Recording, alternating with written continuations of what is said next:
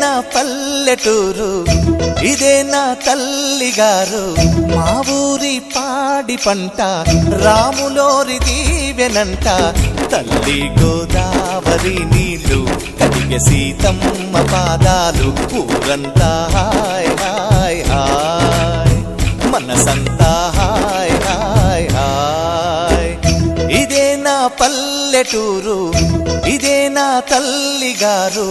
మా ఊరి పాడి పంట రాములోరి దీవెనంట.